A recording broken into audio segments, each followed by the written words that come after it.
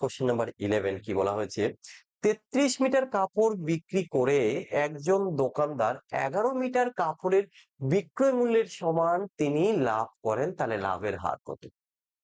33 metre বিক্রি করে 11 মিটারের সমান তিনি কি বিক্রয় মূল্যের সমান লাভ করেন। এটা যদি আমরা একটু শর্টে করি, আসলে তখন ব্যাপারটা কি হয় যে যদি কখনো দেখো বিক্রয় মূল্যের উপর লাভ হয় সেই ক্ষেত্রে না মাইনাস করতে হবে, এটুকু খেয়াল রাখো। আর বিক্রয় মূল্যের উপর যদি তোমার ক্ষতি হয় তাহলে তখন তুমি প্লাস করবে, শুধু এটুকু মনে রাখো, আমি ডিটেলস দেখাচ্ছি। তাহলে 11 মিটার তো লাভ হয়েছে, 11 মিটার কাপড়ের বিক্রয় মূল্যের সমান লাভ, তাহলে লাভ কত? লাভের হার যেহেতু বের করবো 11, 11 নিচে লিখতে হবে।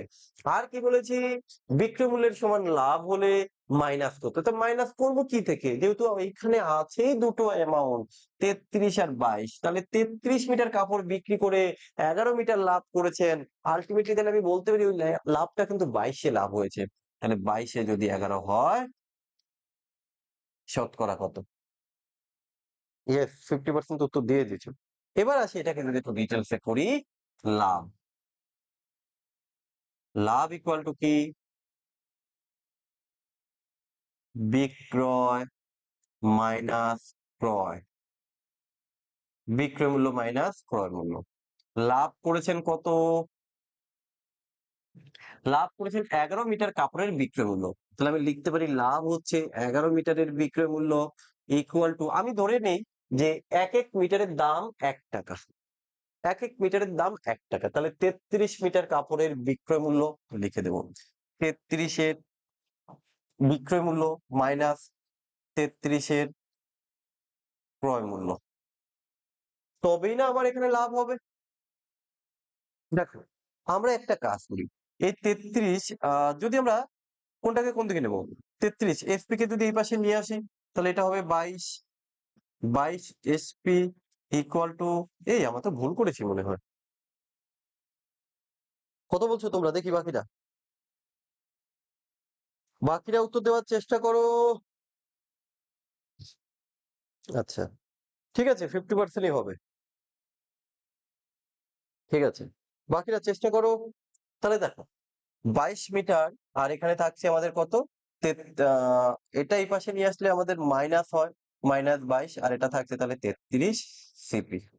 তাহলে এবার দেখো এই দুটো যখন সমান, এখানে আমাদের লাভ হয়েছে কত, 11, লাভ হয়েছে কত, 11, রেশিওটা কত হবে, 33, তাই তো, 33 কততে, 22-এ ইন্টু কত, 100, তাহলে কত হবে, 50।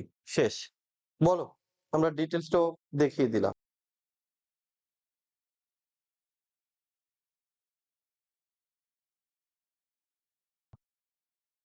আমরা ডিটেলসটাও দেখিয়ে দিলাম, ঠিক আছে, ওকে, নেক্সট কোশ্চেনে যাব। কারো ডাউট থাকলে বলো, কারো ডাউট থাকলে বলো, তাহলে আমরা নেক্সট কোশ্চেন, কোশ্চেন নাম্বার 12। আচ্ছা, অপর্ণা 1/, ঠিক আছে, ওকে, টুম্পা ঠিক আছে, ওকে। আচ্ছা দেখো, একটি সংখ্যা প্রথমে 10% বৃদ্ধি পেয়ে পরে 10% হ্রাস পেল, এর ফলে সংখ্যাটি আসল সংখ্যার চেয়ে 50 কম হলো, তাহলে আসল সংখ্যাটা কত? বিষয় বিষয় হচ্ছে, দেখো যখন কোনো সংখ্যা আমরা বলেছিলাম যে প্রথমে বাড়লো পরে কমলো, বা প্রথমে বাড়লো আবার বাড়লো, মানে সাকসেসিভ কেসগুলো যেখানে থাকে আমরা একটা ফর্মুলা ইউজ করি, x plus y plus x y by 100, right? যদি তাই হয় এখান থেকেও তুমি দেখে দেখে বলতে পারবে প্রথমে 10% বৃদ্ধি পেয়েছে আবার 10% হ্রাস পেয়েছে, মোটের উপরে কি হবে জানো, 1% কমে যাবে। আর ওই 1% কম মানেই হচ্ছে এখানে এই 50 কম, তাহলে 1% ইকুয়াল টু যদি 50 হয়, 100% ইকুয়াল টু কত, 5,000 টাকা। এই যে তোমরা এইভাবে উত্তর করবে। আচ্ছা, টুম্পা তো উত্তর দিয়েছো, ওকে। আর কে দিয়েছো, পণ্য, পণ্য ঘোষ উত্তর দিচ্ছ, ওকে গুড। আর কে দিয়েছো, 12 সি, অপর্ণ উত্তর দিয়েছো, আর জি উত্তর দিয়েছো, ওকে। আচ্ছা আচ্ছা, এটা মুখস্থ একদম, বাহ। তারপরে 10% বৃদ্ধি 10% হ্রাস। আচ্ছা যাই হোক, তোমরা এটা তো সবাই জানো যে 10 প্লাস, ও দেখো 10% বৃদ্ধি 10% হ্রাস, এই প্লাস মাইনাসে মাইনাস, এটা তোমরা সবাই জানো। তোমাদের মন অনেক বড় তো, মনে থাকে ভাই, আমি আবার ভুলে টুলে যাই, আমার মনে থাকে কম।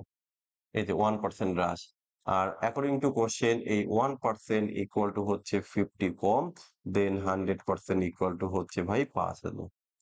তুমি যদি এটাকে এই সূত্র বাদ দিয়ে করতে চাও তাহলে কি করে করবে বলো তো?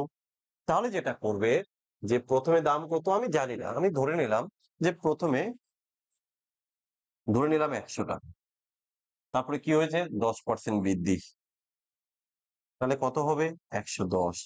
আবার কি হয়েছে 10% হ্রাস, এই যে হ্রাস মানে নিচের দিকে দেবো কেমন। তাহলে 11 10% কত হবে 11 টাকা, তাহলে 11 বাদ দিলে কত হবে 99 টাকা। কত টাকা কমে গেছে, কত টাকা কমে গেছে 1 টাকা কমে গেছে। আমি বলতে পারি এই 1 এর জন্য হচ্ছে 50 টাকা কম, তাহলে 100 জন্য হচ্ছে কত টাকা 5,000 টাকা কম। ঠিক ঠিক আছে, তাহলে এইভাবে তুমি উত্তর বলতে পারো, এইভাবেও কিন্তু উত্তর বলতে পারো। আহ আচ্ছা, হ্যাঁ ঠিকই বলেছো। পুজোর পরে নোটিফিকেশন আসবে, তারপরে যাই হোক পুজোর পরে, ঠিক আছে, পুজোর আগে তো আপাতত আসছে না।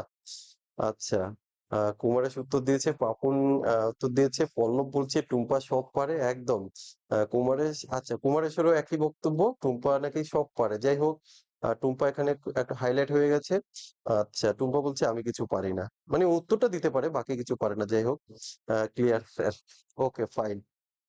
চলো নেক্সট কোশ্চেন।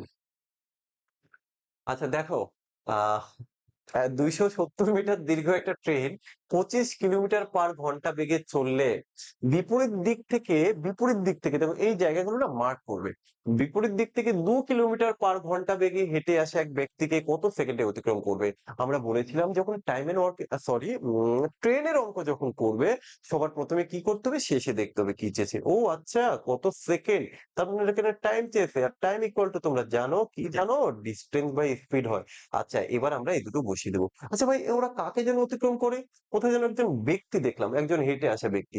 আরে ভাই হেঁটে আসা ব্যক্তিকে মানে হচ্ছে আসলে ট্রেন তার নিজের দৈর্ঘ্যটাকে অতিক্রম করে। আচ্ছা তাহলে আমরা দৈর্ঘ্য নয় পেয়ে গেছি কত, যে 270। আচ্ছা এবার হচ্ছে স্পিড।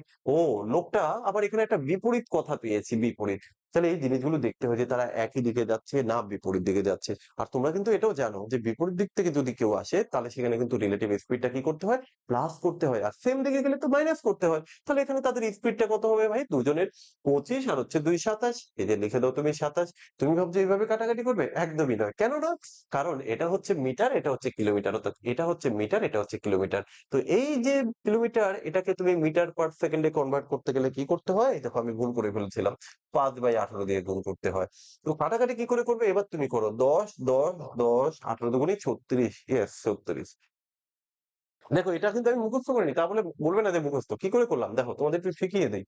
হ্যাঁ, আমার ওই যে বললাম আমার তো মন ছোট, মনে থাকে না। তো আমি একটু কোনো একটু শর্ট ট্রিক্স ইউজ করি। 27 দিয়ে এটাকে করলে না ভাই 10 হয়। আর এটা তো আমি জানি উল্টে যাবে। এই দেখো 5/18 এটা উল্টে যাবে। তাহলে আমি 5 দিয়ে যদি ভাই একে কাটি 2 হবে। তাহলে এই 18 তো উপরের সংখ্যা, এটা নিচে ভাববে না, কিন্তু উল্টে যায় আমি জানি। তাই 18 দুগুণে 36 এইভাবে। এগুলো হচ্ছে ছোট ছোট মুখে মুখে করা যায়। Sir NTPC group D PYQ নিয়ে আসুন উৎপল, আসবো এক এক করে যখন, ঠিক আছে, শুরু যখন করেছি একটু টাইম দাও, এক এক করে সব আসবে। কারণ এখন একদম আমাদের হট টপিক হচ্ছে গ্রুপ সি গ্রুপ ডি, তাই তো। আর আরেকটা বিষয় একটু বলে রাখি, তোমরা জানি না এখন ইনফরমেশন পেয়েছো কিনা, 2025 সালের নোটিফিকেশন কিন্তু চলে আসে। 25 সাল মানে কি তোমরা ভাববে তো আবার শেষ হতে চললো সাল। হ্যাঁ, তবে 2024-এ যেমন একটা নোটিফিকেশন এসেছিল NTPC graduate level, undergraduate level, 2025-এও কিন্তু আসার কথা ছিল। ছিল বলতে কি এসে গেছে, মানে কোনটা, যে প্রথমে লেভেল ধরো, প্রথমে এসেছিল এএলপি টেকনিশিয়ান, তারপরে আরপিএফ এসআই, এইভাবে 2024-এ যেমন স্টেপ বাই স্টেপ সিকোয়েন্স অনুযায়ী সবগুলো এসছে না, 2025-এর গুলো কিন্তু আসা শুরু হচ্ছে। তবে এবারও কিন্তু ভ্যাকান্সি খুব একটা বেশি নেই। 2025-এ যে ভ্যাকান্সি আসছে খুব শীঘ্রই কিন্তু হয়তো যে নোটিফিকেশন তোমরা পেয়ে যাবে। এবারও ভ্যাকান্সি খুব একটা বেশি নেই। তো আমার একটা যে পার্সোনাল ওপিনিয়ন তোমাদের একটু বলি, যে রেলের ক্ষেত্রে আমার এই একটা জিনিসই ভালো লাগে না, যে জোন ওয়াইজ অ্যাপ্লাই করতে হবে। আরে ভাই এসএসসির ক্ষেত্রে তুমি সেন্ট্রাল এসএসসির কথা ভাবো, সেখানেও তোমার কি হয় জোন থাকে, বাট এইরকম ভাবে আলাদা আলাদা কাট অফটা হয় না। তুমি প্রেফারেন্স রাখো রেলের ক্ষেত্র, যে হ্যাঁ আমার কলকাতার জন্য আমি ফার্স্ট প্রেফারেন্স রাখলাম। আমি তারপরে তোমার চণ্ডীগড় হোক, তোমার কোথায় মালদা হোক, শিলিগুড়ি হোক, যে কোনো জায়গায় রাখলাম। আমি একটা পরীক্ষা দেব, আমি কি করলাম, আমি কলকাতায় অ্যাপ্লাই করলাম, আমি 75 পেলাম।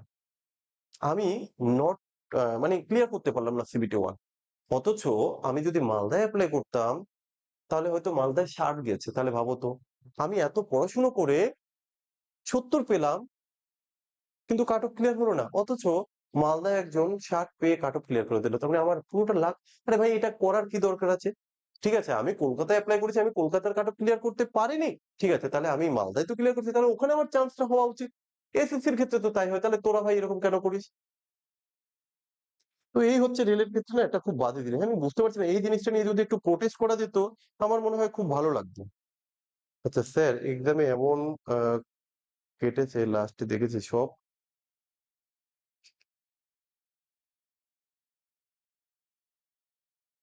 আচ্ছা আচ্ছা। হুম। ইয়েস। ওকে। ওকে কুমারেশ। যাই হোক, দেখো, আহ কোশ্চেন নাম্বার 14 আসুক। ভাই, বলা হয়েছে কোন নির্দিষ্ট সরল সুদের হারে 1200 টাকার 4 বছরের সুদ আসল 440 টাকা হলে, তার মানে কি হলে, মানে কি হয়ে গেছে? 1200 টাকা আমি কাউকে দিলাম, 4 বছর পর আমার 1440 টাকা হয়ে গেছে, হলে মানে হয়ে গেছে। তুমি বলে স্যার এখানে তো রেট অফ ইন্টারেস্ট আপনি জানলেনই না। জানার দরকার নেই, বলে দিয়েছে যে 1200 টাকা নিয়ে কি 1440 টাকা হবে, তা আমি আবার কেন জানবো?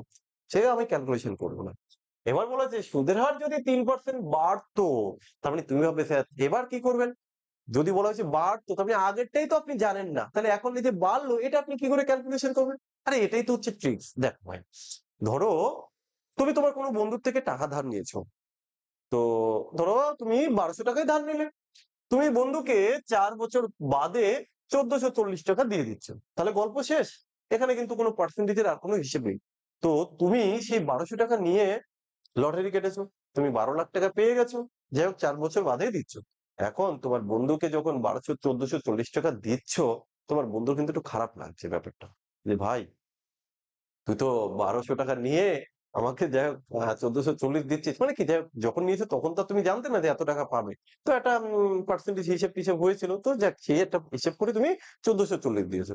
এখন তোমার বন্ধু ওই যে তুমি 12 লাখ টাকা পেয়েছো, এখন তোমার বন্ধুর একটু কিন্তু মনে খারাপ লাগছে, যে তখন বলছে বন্ধু যাই হোক তুই তো আমার 1200 টাকা দিয়ে আজকে 12 লাখ টাকা কামালি, তো আমাকে একটা কাজ করো, আর কিছুটা টাকা যদি একটু বাড়াস, তুই একটা কাজ কর, আমাকে বেশি না, আমাকে যদি আর 3% যদি একটু বাড়িয়ে দিস আমার ভালো লাগবে, আমারও কিছু হবে।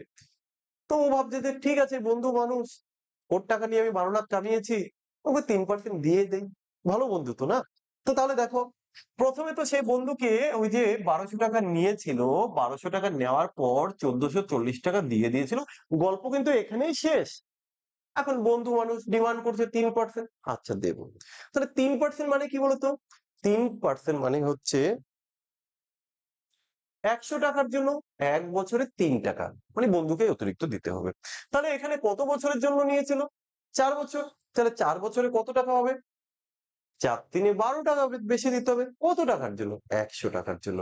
আরে ভাই, 100 টাকার জন্য যদি 12 টাকা বেশি দিতে হয়, এখানে তো 1200 টাকা নিয়েছে, 100 টাকার জন্য 12 টাকা, তাহলে 1200 টাকা মানে কি 100 এর 12 গুণ না? তাহলে ওই 12 টাকারও তো 12 গুণ, তাহলে 144 টাকা তাকে আর অতিরিক্ত দিতে হবে। তাহলে বন্ধু খুশ, আমিও খুশ। তাহলে আমি এখানে 144 টাকা দিয়ে দেই। 1585, এই 1584। হ্যাঁ, বলো ভাই সবাই বুঝলে কিনা,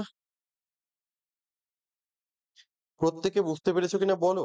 দেখো তোমরা অনেকেই উত্তর করছো, খুব ভালো। হুম। হুম। হুম।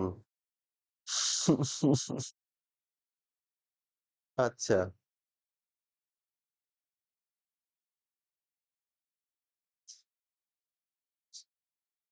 ওকে। ওকে ওকে। তো ভাই আমি যেভাবে বললাম, বলো সবাই বুঝতে পেরেছো কিনা? ভাই সবাই বুঝতে পেরেছো? তাহলে এগুলো নরমালি করতে নেই যে হ্যাঁ প্রথমে এখানে এটা প্রিন্সিপাল, এটা অ্যামাউন্ট, এখান থেকে আমি ইন্টারেস্ট কত, ও 4 বছরের ইন্টারেস্ট, তারপরে দেন আমি এখান থেকে রেট অফ ইন্টারেস্ট বের করব, আবার ক্যালকুলেশন করব নিউ রেট অফ ইন্টারেস্ট এত। না, এইভাবে করার কোনো দরকার নেই ভাই।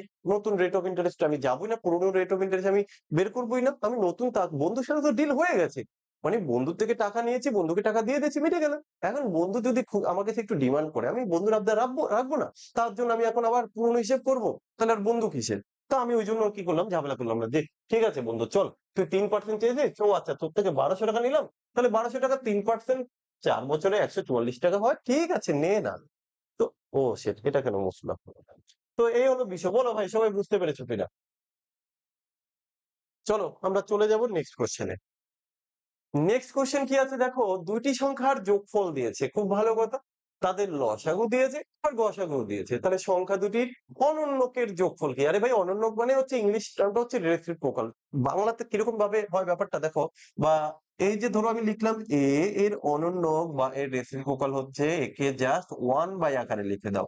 1/, ওই সংখ্যাটা, তার মানে কি 1/, ফ্র্যাকশন আকারে লিখে দেওয়া মানেই হচ্ছে যে সেটা অনন্যক হয়ে যাচ্ছে, রেসিপ্রোকাল হয়ে যাচ্ছে। তাহলে তো খুবই সিম্পল বিষয়, সংখ্যা দুটির যোগফল। আরে ভাই, সংখ্যা দুটোই তো আমি জানি না, তা কি করে করবো? চলো আমি ধরে নেই একটা সংখ্যা এ, আরেকটি সংখ্যা হচ্ছে বি। ওকে, তাহলে এই দুটি সংখ্যার যোগফল হচ্ছে 36। আচ্ছা ভাই, তোমরা কিন্তু একটা বিষয় জানো কি, লসাগু ইন্টু গসাগু ইকুয়াল টু কি, সংখ্যা দুটির গুণফল। লসাগু ইন্টু গসাগু সংখ্যা দুটির গুণফল না? তাহলে সংখ্যা দুটিতে এ আর বি, তাহলে এদের গুণফল অর্থাৎ এ বি হয়ে যাবে। একবারে গুণ করে বসিয়ে দেই আমি, দুটোর গুণফল কত? 315। 315।